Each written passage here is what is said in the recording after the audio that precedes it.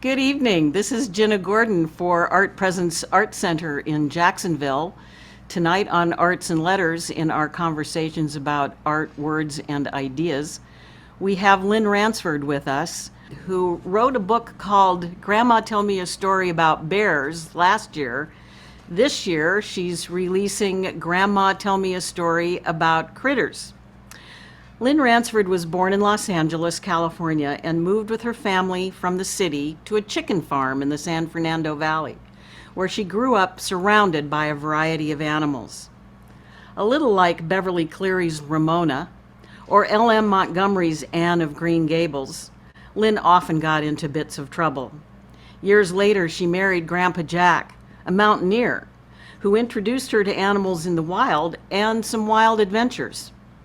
Grandpa adds, she still gets herself into a little bit of trouble occasionally. Their 10 grandchildren find stories of those times entertaining, most of all when they encounter critters. Lynn has a master's degree in education, 3 lifetime credentials, and is an early childhood specialist. She recently earned her naturalist certificate from the Siskiyou Field Institute in Selma, Oregon, and has written numerous grants in the field of education, articles, curricula, creative teaching materials, and books for teachers. Lynn co-authors the scripts for her docent work at the historic Beekman House in Jacksonville, Oregon, and for living history programs offered at historic cemeteries in both Ashland and Jacksonville. Lynn says dressing up in period costumes for roles of Oregon pioneers is a lot of fun. She also enjoys hiking, camping, quilting, writing memoirs, and poetry. Now a retired teacher after 50 years in preschool through university graduate level classrooms, Lynn writes the stories her students loved and the ones the grandchildren want to hear over and over. She's discovered that friends of all ages enjoy listening to these sometimes funny, sometimes scary, or sometimes poignant and true tales. Welcome, Lynn. Thank you, Ginna. You're welcome. Thanks for coming tonight.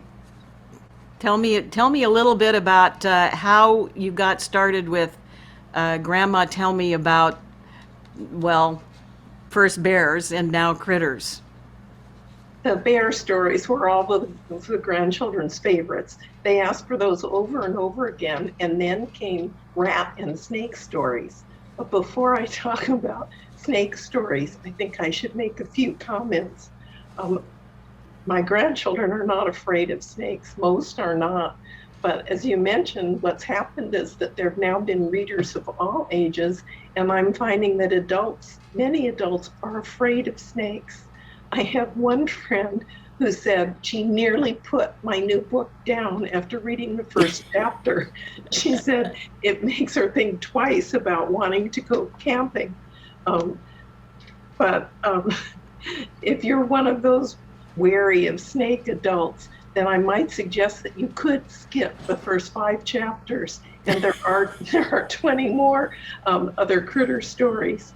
But I'm hoping, like my students of the past many years, that you as adults will give the snakes and the stories a chance. The other thing I should say is that Ginna advertised this presentation by saying that I'll teach you how to feed a mouse to a boa constrictor. And I'm guessing that none of you really want that instruction. But I'm sure Ginna was thinking of, it was really a very embarrassing tale. What my grandchildren wanted to hear over and over, how I had to swing innocent little mice around by the tail and throw them at the garage door in order to save my precious baby boa constrictor. And even my sons, who are not always amused by all my storytelling, they find that one very entertaining. So here goes. I'll just read a short excerpt about saving my sick little boa named Secret. I called the herpetologist. He suggested I buy frozen mice at the pet store because Secret was still too weak from pneumonia to catch and constrict live mice. That would come later. The herpetologist asked me to check back in a few weeks. After successfully thawing out pinky mice, I dangled them over Secret's head, and he was able to get them down his throat. I thought he was ready to graduate to live mice. Not so fast, advised the herpetologist. You'll have to kill the first few fresh mice. It seemed going from frozen to live mice would require a transition period for about a month, I was told. How do I kill baby mice? Could I do that? I wondered. It sounded gruesome. The herpetologist assured me, it's easy. Don't even take the mouse out of a pet store bag. Just hurl the paper bag at your garage door. One hard thud and the mouse can be fed to your snake. Hold it by the tail, sway it back and forth a bit, and your snake will take it. Ooh, I tried, but killing a mouse is not easy. I guess I didn't throw the bag hard enough. The mouse was merely stunned. This was awful. I was torturing a baby mouse, me, an animal lover. I pulled the bewildered-looking cross-eyed mouse out of the bag by its tail. I slung it around like a mini lasso and heaved it, my eyes closed, straight at the garage door. Bonk. That did it. I picked up the dead mouse by the tail and took it in the house. Secret ate it, no problem. The process remained a problem for me. I had to repeat that murderous act several more times before Secret was strong enough to catch and constrict live mice on his own. And by that time, I'd horrified my two young sons. They couldn't believe their sweet mother was slinging mice around by the tail and slamming them against the garage door. They weren't bothered enough, though, to go inside or to turn their heads away. They appeared fascinated to watch my dastardly deeds. Thankfully, Secret grew strong and healthy and able to eat live mice, and I regained my reputation for being a kind person. So I have one question. Yes. Snakes can get pneumonia? Yes, and it's serious because they just have long, skinny lungs, sometimes only one.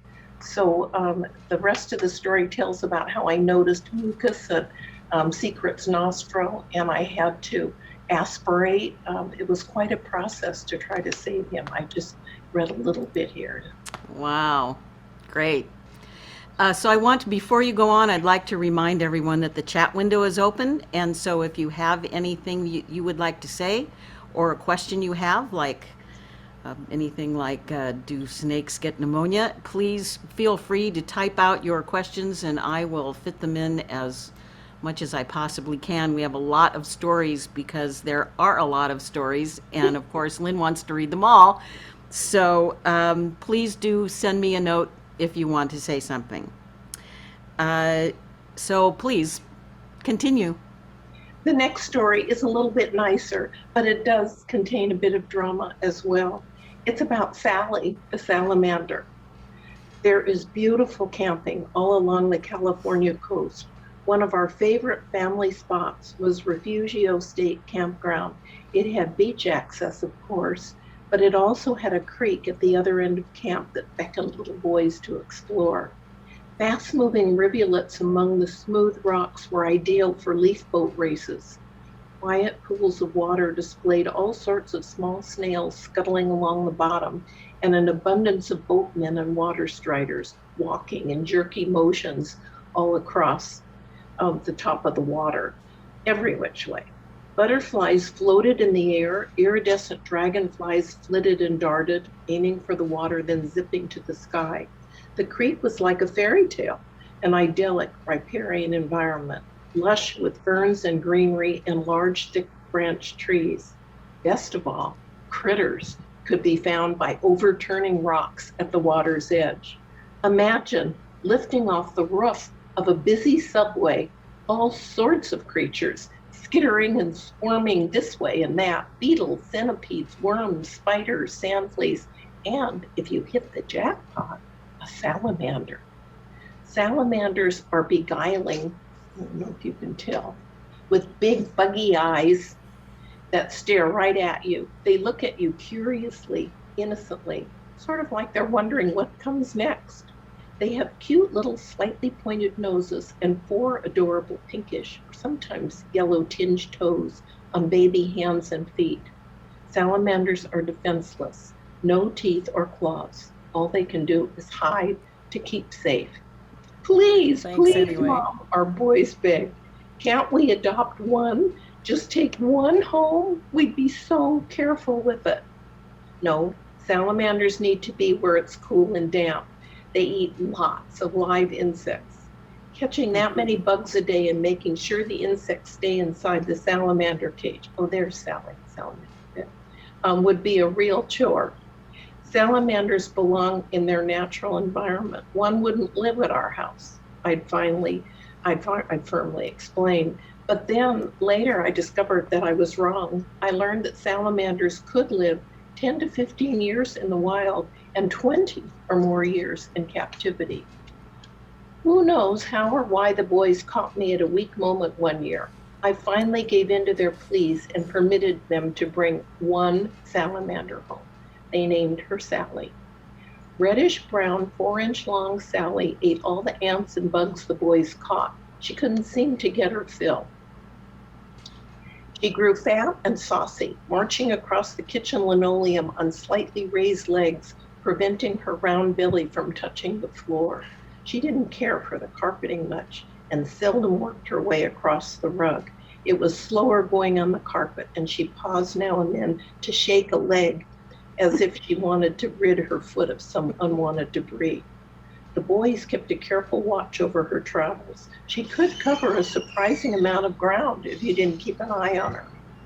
After a few years, Sally got more adventurous and accustomed to the different walking surfaces. She was faster, and over time, the boys must have gotten more lackadaisical about their supervision of Sally. Tragedy struck. Sally walked across the living room carpet and stepped into the electric outlet on the floor. Zap! Damp amphibian Sally was electrocuted. In tears, the boys came to me, holding out Sally's motionless body. I laid the small form on a paper towel on the kitchen counter and instructed the woeful-looking boys to prepare for Sally's funeral and backyard burial. Todd and Jeff found a small box and lined it with grasses and rose petals. Very sweet. I picked up Sally's body to place her in the pretty coffin, and then it was my turn to be stunned.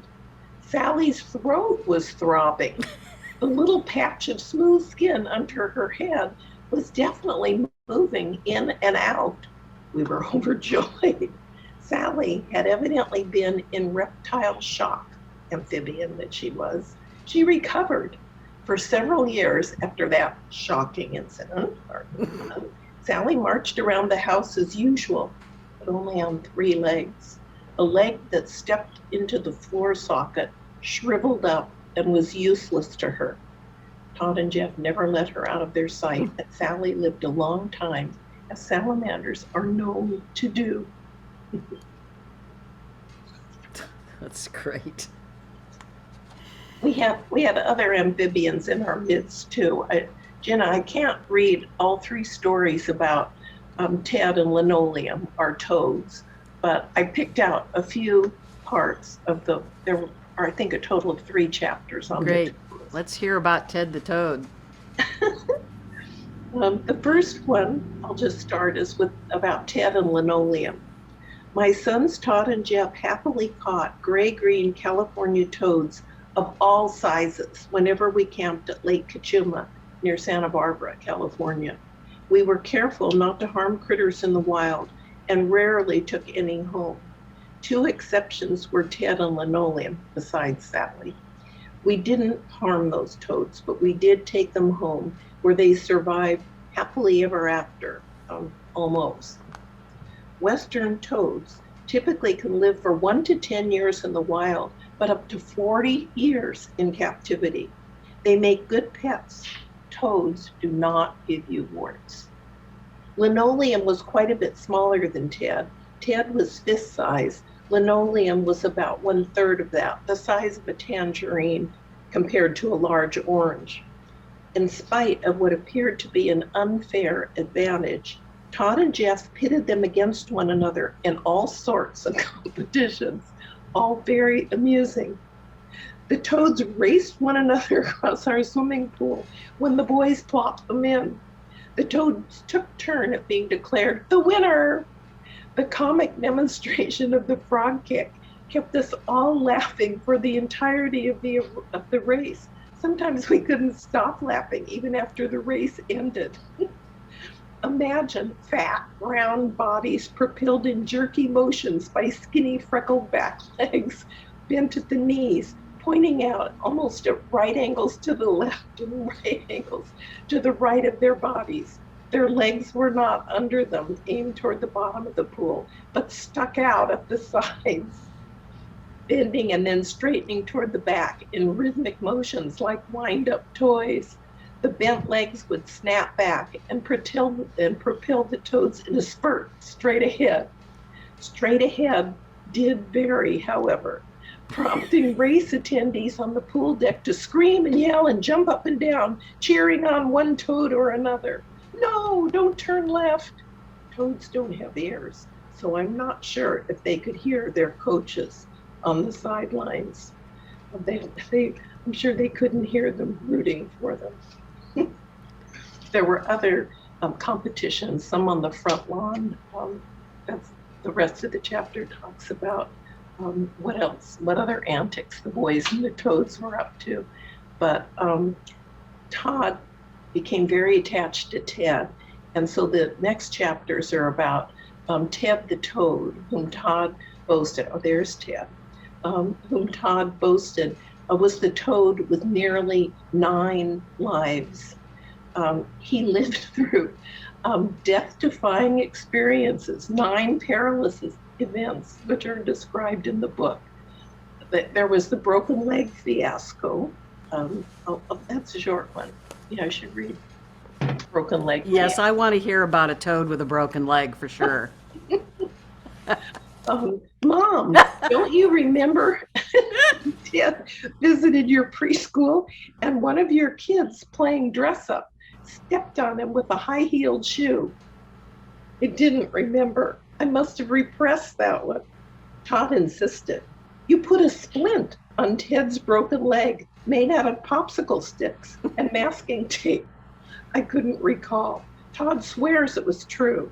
He assured me that Ted's leg healed with no problem, though Ted was pretty laughable, hobbling around with a lopsided gait, like a pirate, dragging his peg leg behind him. That was Ted's close call, number 2. And he lived through, what was at least 7 more death-defying experiences after that. Ted actually went off to college with Todd, and there are lots of funny stories about Ted on the USC, University of California campus, eating roaches, falling off a balcony, his visit to the biology department. So I can't read all of Ted's adventures in an hour. Can I ask you a question? Sure. Toads don't have ears? No. I'm learning all kinds of things tonight.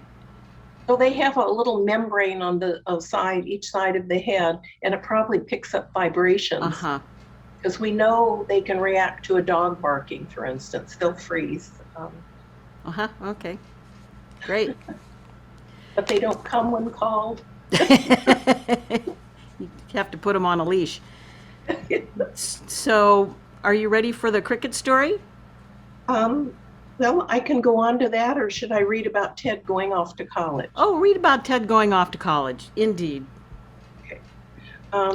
After about 8 years of Ted the Toad being an important part of our household, living in his muddy terrarium in Todd's room, it was time for Todd to go off to college, to say goodbye to Ted.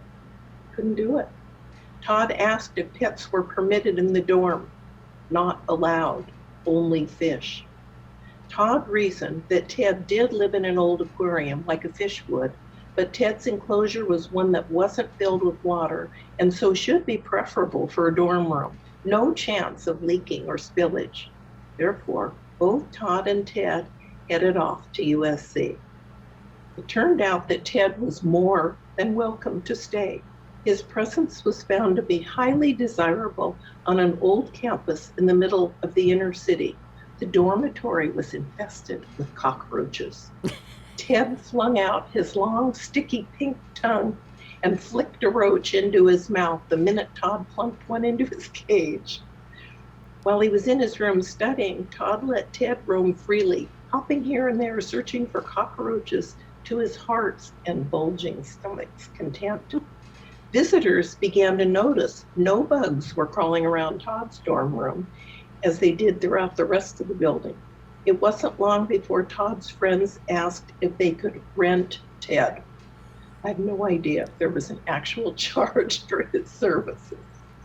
I do know that all went well until Ted was returned one night, apparently feeling quite ill. He slowly crept to his water dish, climbed in, and stayed there, not moving. Did he overeat? Toads can be quite gluttonous. When Ted was still in his water dish the next day, Todd was concerned. After inquiring, he found out that the friend's roommate had earlier sprayed insecticide in that room. They concluded that Ted must have ingested a cockroach that had been sprayed but somehow survived. Ted remained in his water dish for several days, then emerged, crawled around his terrarium, and seemed fine. Evidently, he was able to soak out the toxins. It seems that Ted was going to live on, I think at that time it was life number 6. But worse than that close call was his tumble from the 3rd floor balcony of the dormitory. Todd planned to have a big party in his dorm room and worried that Ted's aquarium, even in a corner spot, might get accidentally kicked and broken. Todd placed the aquarium outside on his small balcony where he was sure Ted would be safe. It proved not to be so. When Todd went out to retrieve Ted the next day, the aquarium was on its side and no Ted. Ted was not on the balcony. The small drainage hole was far too small for a big toad to have squeezed down. The only escape would have been under the metal railing and over the side, falling to the ground 3 stories below. Todd peered over, dreading what he expected to see, but there was no sign of a flattened toad on the sidewalk. Todd raced down to the 1st floor, out the main door into the area directly below his balcony. No Ted. Then, on careful inspection of the bushes alongside the walkway, he spied a barely alive toad. Carefully, Todd lifted the non-moving Ted and gingerly carried him back upstairs. Once in his water dish, Ted remained again motionless. There was still visible throbbing at his throat, and he blinked occasionally. Ted remained in his water dish for days and finally reached out one stiff leg and then another. He was able to eat mealworms from Todd's fingers, though his aim was off and he missed more times than not. Ted eventually recovered to go on to life number 7, which turned out to be Charmed, and that was when a t-shirt was made of him that was worn around campus. But another funny story was that a friend of Todd's, a biology major, told Todd that her professor was interested and asked if Todd could bring Ted to the science lab one day. He did. He and Ted were greeted by an effusive young woman who declared, "My, aren't you a handsome toad?" She asked if she could do a small scraping of skin from one of Ted's toes, needing some cells to do an age test. It turned out that Ted he proved to be 29 years old. Wow. But the professor said she had some bad news. Ted was a female toad. And how long did Ted live, if that's not a spoiler? He lived to be 32. Wow. Well, He died in graduate school. didn't get his diploma. No. Well, he did, but just not an advanced degree. Well, I get to read the next story, which I think is great because it's one of my favorites. This one is the Cricket Story. And do you have any preamble to this story before I read it, Lynn? I don't think so, except that probably in the introduction it was clear that I had all sorts of animals in my classroom, and crickets were important for feeding a lot of those animals. Lynn was definitely the teacher you all wanted. I mean, the descriptions of her classrooms just make me giggle. So I'm going to read the cricket story now. Babies, zillions of little cricket babies, I happily exclaimed aloud to no one but me in my second grade classroom. The room, however, now devoid of students in the late afternoon hours, was anything but empty and silent. The guinea pig chortled happily in his cage. Adult crickets chirped in unison. Water bubbled in the fishbowl. Even the snake could be heard softly rustling through dry bark in her glass enclosure. My classroom, also alive with lizards and toads, mealworms and silkworms, had the odor of, I like to think, a clean, welcoming pet store. Colorful children's artwork and many samples of second grade story writing adorned the walls, bright evidence of much going on, I am sure. But I thought, I can't lock up as usual and leave everything here for the weekend. I have to take my baby crickets home. They'll need tending to. I've got to keep sponge pieces moist for their drinking water. They're so tiny they'll drown in that shallow water dish. And I can't wait to show them to my son Jeff. He'll be amazed by my zillions of babies. I corrected myself. Well, maybe not zillions, but I'll bet there are dozens and dozens. I smiled, proudly admiring my tiny, centimeter, ant-sized, perfectly formed miniature crickets actively hopping around, bouncing off the glass sides of their terrarium. After a slow, careful drive home, without any abrupt stops or starts at traffic lights, cricket babies and I arrived safely. With my purse over my shoulder, I eased out of the car and closed the door quietly so as not to jar the little ones. Then quickly, in my excitement, I zipped around to the passenger side, eager to show the cricket babies to Jeff, whom I was sure would be home from high school by now. Once again, resuming a slower pace, I gently opened the car door. I muttered, "Okay, babies, everything's okay," as I carefully unlatched the seat belt that held their terrarium in place. Little black dots hopped all over the container, going crazy, no matter how deftly I eased my fingers under the bottom edges of their enclosure and smoothly slid it out of the car. With short, mincing steps, I made my way to the front door. Supporting the aquarium, holding it against my body with my left hand and partially with my right, I was able to free my right thumb and forefinger to make a slight turn of the doorknob. The door opened easily, and there was Jeff, hooray, just as I imagined, stretched out on the sofa, facing me as I entered. "Jeff, wait till you see my babies." My son raised his eyebrows and gave me that unsmiling but neutral, ready for everything look that said, "What now, Mom?" "Wait till you see my baby crickets.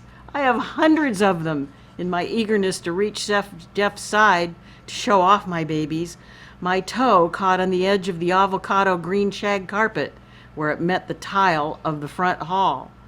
I gasped, and so did Jeff. What happened next is a blur. Looking ahead to catch my footing, I saw Jeff's wide-open eyes suddenly scrunched close, his brows furrow, his lips pressed together, his relaxed features now squeezed tightly as if to shut out the unfolding disaster. Oh no!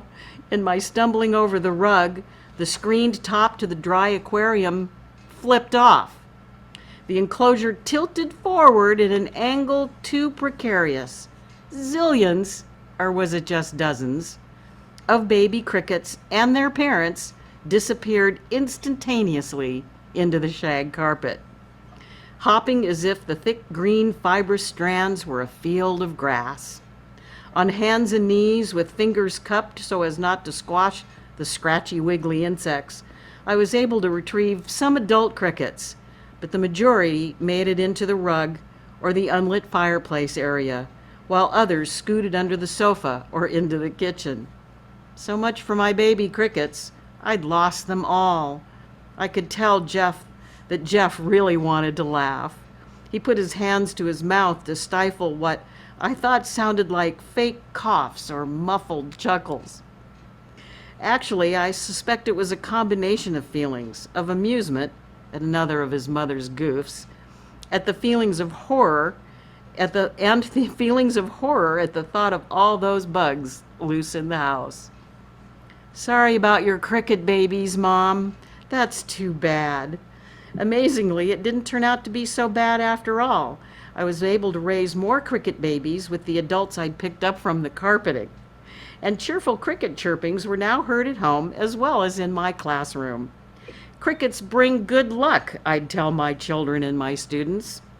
The Chinese keep them in little cages as household pets and reminders of good fortune. Sometimes it was a bit embarrassing for both my sons, Todd and Jeff, when they had friends over to visit. Cricket chirps were often heard in the house, loud and clear, too distinct to be outside sounds. Jeff would tell guests, "Don't worry, those are my mom's fireplace crickets, talking to the kitchen crickets." For years and years, the descendants of those dropped baby crickets had nightly conversations from room to room. We moved away from that Huntington Beach house, but for all I know, the crickets may still be there, talking to one another. And Ginna, you asked that I might read a bear story from the first book. Is this a good time to do that? Sure, absolutely. Again, I don't want to run out of time here, but there was one year that Grandpa Jack and I camped at Denali National Park in Alaska. When we first arrived, we thought we would explore the area around our campground. Oh, that's the first book. And we were going to take a hike. There was a clear, wide open riverbed, and so there was a lot of space there with the bushy terrain on either side. Still, I wore my bear whistle around my neck, and I was determined to remain alert for the whole hike. Grandpa Jack said, "Just as long as you don't surprise a bear, make some noise, let him know you're there, wave your arms to introduce yourself, and you'll be just fine." To make sure I didn't surprise any bears, I held my whistle to my lips at all times, tweet, tweet, tweet, with every breath as I hiked along.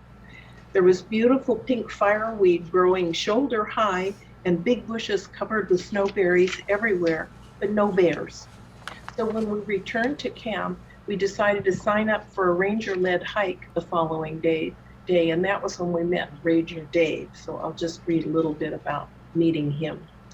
Ranger Dave informed us that you are never to run from a bear. He stressed that before we began our hike. We needed to know what to do and not to do if we met a bear. We must stay together as a group. The more of us there are, the bigger we appear. As fearless as grizzlies are, they are not likely to attack a group. A single person separated from a group, on the other hand, would appear to be easy prey. He reiterated what Grandpa Jack had told me. Make lots of noise, feel free to talk loudly to one another. You don't want to surprise a bear. I told Ranger Dave that I had my bear whistle with me. He was not impressed. He asked me to put away my whistle. "Please do not use it on our hike," he requested. I asked why. He explained that a whistle sounds like a marmot and bears eat marmots. I told him how I'd used the whistle continuously on the entire hike the day before. I hadn't seen any bears. Ranger Dave turned to Grandpa Jack. "Did you see any bears?" he asked. Grandpa nodded and reluctantly admitted that he had seen several bears. He didn't want to tell me for fear that would end our hike. He said the bears just peered out of the bushes at us and then went back to browsing for berries. "Uh-huh," Ranger Dave responded. "They came looking for marmots and saw it was only some hikers, so they returned to more tasty snacks. Don't take your whistle out of your pack on our hike today," Ranger Dave warned me. He said if we met up with a bear, that would end our hike for the day. There were 8 or 10 of us in the group. We went single file down a fairly wide and open trail to the riverbed. Ranger Dave said that from the river we could look up the hillsides and possibly spot Dall sheep, perhaps moose or caribou. He pointed out to the highway high above us. It was the only road that went through Denali Park, the road the tour buses travel daily. Drivers are always on the lookout for wildlife and will stop the bus whenever they see something to point out to tourists. Ranger Dave told us to keep an eye on the buses. If they were stopped, we were to look especially hard to figure out just what it was they were observing. Sure enough, after a short time hiking, we did not see one, but several buses stopped on the road directly above us. We looked and looked and couldn't figure out what it was that attracted their attention. Ranger Dave said it must be something special for several buses to be stopped in one spot and for such a long time. Keep looking, he said. And then we saw it. Right in front of us, out of the thick snowberry bushes to the side of our path, a giant grizzly bear stood up. It seemed to me to be 10 feet away. Grandpa said it was probably more like 30 feet. Even so, it was huge, far bigger than I had ever imagined an animal could be. I was shaking so hard I couldn't get out my camera. We were all frozen in place, hikers and bear. Ranger Dave, in a calm, measured, but stern tone, spoke, "Folks, now we know what the tourists are watching. They are watching a group of hikers about to be eaten by a bear. This does end our hike. We are all going to back up very slowly all together and return the way we came. Nobody, and I mean nobody, will run. Got it? Okay, folks, start moving backward." We did as we were told. The bear watched us, its profile towering over us, blocking some view. Then he bent down again and resumed eating snowberries. He disappeared from sight, hidden in the thick bushes. "Ooh, that was too close," Ranger Dave said. He was sorry our hike ended so abruptly, but he said he was done for the day, and we too had had quite enough. I don't think we have time for other bear stories. No, I don't think so. But I'd love to hear about your the octopus story. I think is the next up. Let me see. Let me find out. Is that not right in our list here? Yes, that one's always a little bit hard for me to read, but it's a short one. My boyfriend, Ronnie Cooper, and I had a baby octopus as a pet for a while. Ronnie was my boyfriend in 6th grade. He was 6 inches shorter than I, but so cute. We went to different schools for junior high and didn't see one another for years. Then we met up again in high school when we were 16 and 17. By that time, I was the one who was 6 inches shorter. Ronnie wasn't what the girls called cute anymore. He was head-turning movie star gorgeous, and he was my best friend. My dad had died the previous year, and Ronnie said it was like I was wandering in a dark tunnel. He described himself as the light at the end of the tunnel, but he said when I emerged back into the sunshine, I wouldn't need him anymore. We did go our separate ways after I went off to college. However, that senior year in high school, we were inseparable, spending every waking moment together. On weekends, we started out really early, hiking in the Malibu mountains so Ronnie could fish at the lake. I read or collected wildflowers while he fished. Sometimes we drove across the mountains to spend the day at Malibu Beach. That's when we found our baby octopus.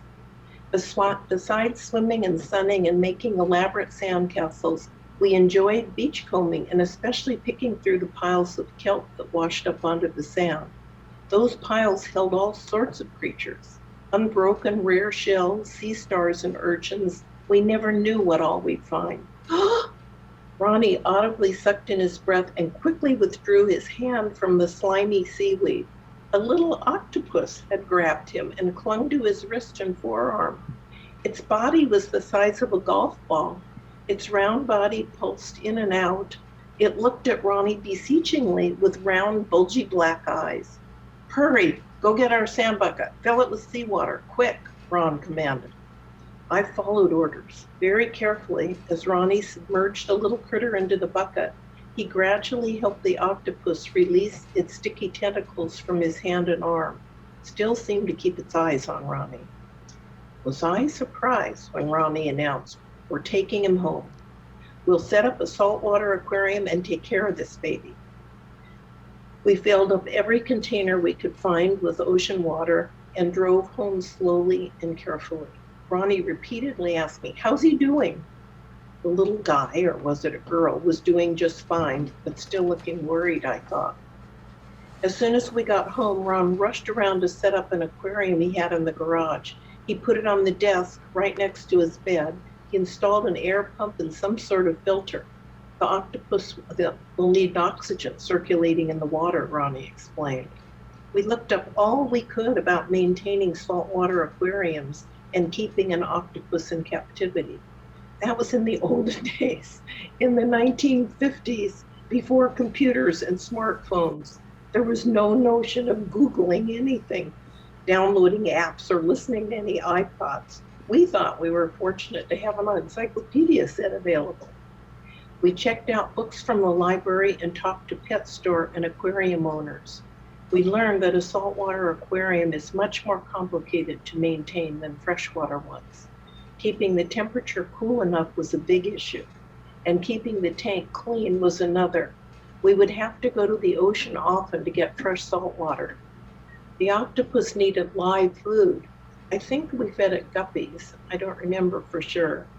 We found out that octopi don't live very long in captivity, maybe a few years at most.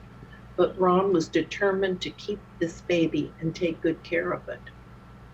Octopi are intelligent, and they demonstrate affection for their human owners. Our baby rushed out of its flower pot hiding place every time Ronnie entered the room. It seemed to hide from other people. When Ronnie or I put our hands into the aquarium, it came to us and stuck around to be gently stroked. It literally attached itself to us by its tentacles with the many suction cups, and we became quite attached to our baby octopus. We rushed home from school every day and darted in the door to check on our pet. It zoomed out of its corner hiding to greet us. One day I remember we were particularly anxious to get home to see how it was doing. The temperature that day was unusually warm. It was hot, too hot, and how very sad it turned out to be. Our octopus was floating limply toward the top of the tank, not dead, but noticeably weak, clinging to us with very little strength. He died soon after that. Ron was a tall, muscular, macho football player and an I'm in control kind of guy. What most people didn't know was that Ronnie was also kind, gentle, and sensitive. He sat down on the edge of his bed, elbows on his knees, his handsome face hidden behind his hands, and he cried. That one always makes me sad, but I think for my friends who tell me that it's their favorite story, I think it must rekindle memories of everyone's first love. Yes. And I don't Very know. touching story. Yeah. We have about 9 minutes. You have time for at least time for the Suzuki story, Well, I believe, if that's what you want, or anything that you want to read. Well, maybe one other, because that's an unusual critter that most people haven't heard of. And it's another one that touches on first love. So maybe following that theme. This story I've never told to grandchildren because I really didn't know the whole story until Todd said, "Mom, it belongs in your critter book." That was when he confessed things that I hadn't known before. Let's see if I can find it. Okay. Befriending a wild Saluki in Bahrain. When our family lived in the Middle East, in the country of Bahrain, for the year of 1980, we learned about critters we'd never encountered before. During that year, my son Todd was a lovesick teenager, determined to profess his love to the universe. He confessed years later, that's when I learned this story, that he wandered out into the desert around our home in the middle of the night on several occasions to construct a monument to his love. He gathered rocks in the moonlight and placed them so they could be read from the heavens above. Annabella. While landscaping with rocks in the desert, Todd felt the presence of animals but didn't see them at first, and that's understandable. Salukis are wild dogs of the Middle East, many of them the color of the desert, and are known to be standoffish and wary of strangers, even after they've been tamed or brought up as pups by humans. The Salukis that watched Todd evidently became more and more curious and must not have felt threatened by the lad who worked silently and thoughtfully in the night. They gradually came closer and closer to him. He spotted them out of the corner of his eye, paused now and then to speak quietly to the dogs, but was not able to convince any to come within petting distance. He told me that he took pieces of bread and dinner leftovers out to them. Finally, a few braver members of the pack would dart in close to him and snatch food from his hand and then quickly retreat. Oh, so that's how the young Saluki came to be at our doorstep, I pondered. Yes, Todd admitted, it had followed him home from one of his evening outings. Our house was way out in the desert. We were situated on a corner lot without any other houses on two sides.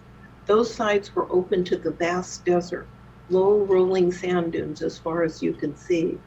And it was from there that we often heard the strange coyote-like howls at night. The sounds were lower pitched than those of our American southwestern coyotes and more staccato, not yipping, just short, rapid fire, deeper barks alternating with whining cries or howls, again in a lower range than we recognized. Now that Todd had lured one of the dogs to our doorstep, we knew the source of those nighttime serenades. We invited that Saluki into our Bahrain desert home, but he always refused. He came to visit us every evening. He ate the food we left on the porch and drank the water, but we were never able to coax him inside, and he never let us touch him. Now, researching Salukis of the Middle East, we see they are domesticated, considered to be among the oldest and best breeds of hunting dogs, and certainly the fastest dogs on the planet. Salukis can run nearly 43 miles an hour. They are similar looking to greyhounds. Both sleek animals are bred for racing. Salukis have paws that are adapted to the high-speed runs in the desert sand. They have webbing between their toes that prevents them from sinking, much like the way snowshoes work for us now. Years later, we can still clearly picture the large, warm, inquisitive eyes and floppy ears of that sweet, light gold-colored slim dog that came to see us. I wonder how long he continued to come to the house after we had gone. I do know that with the Saluki's reputation for hunting, for needing little water, and for being able to run for long periods of time, he was surely never hungry or in need, unless it was for some human connection. I wonder. That's wonderful. Thank you so much. You're welcome. So fun to hear you read. Well, I want to thank you too, because these stories were originally written for grandchildren, and it's just been wonderful to have other children and people of all ages enjoying them. This is memoir writing for me, so to share it with others has been a surprise. And it's been delightful for us. David and I have been lucky enough at Lucky Valley Press to work with Lynn on these two books, to design and edit and produce them for posterity. And she is also working on her next book, which is called Grandma, Tell Me a Story About Your Adventures. Katia, our youngest granddaughter, says misadventures, Grandma. Oh, I like that better. That's wonderful. Can you give us just a little clue about what kind of thing is going to be in there? Well, those are some of the wild adventures that Grandpa Jack began taking me on. And some of them occurred here, some are international stories. but we're having a wonderful time. We find that with each story, we get to relive these adventures. They are uproarious. Well, the thing I like about your stories is that they're not written for children. They're just written as they are, and they're wonderful read aloud stories for children of any age. They're very engaging, and some of them are really hairy, literally. I understand that for one event, for the critter stories, Lynn is making tarantula cookies, so I want you to really think about that right now. Eating a tarantula cookie. You just have to ponder it. I won't tell you anymore. We had to invent those. I have an 11-year-old from Sweden who helped me with that, and they're very good. Are there, from Sweden? Are there tarantulas in Sweden? I don't think so. That's probably why she could help you. Yes. Well, it's been lovely to have you here tonight, Lynn. I hope to have you here again and again every time you produce something new. You're a wonderful writer, wonderful storyteller, and we just love having you in our Art Presence and Lucky Valley Press circle. Thank you, Ginna. So I want to say thank you. Thank you, Lynn. Thank you to everybody who's here tonight. Thank you. Okay, good night. Take care. See you next time.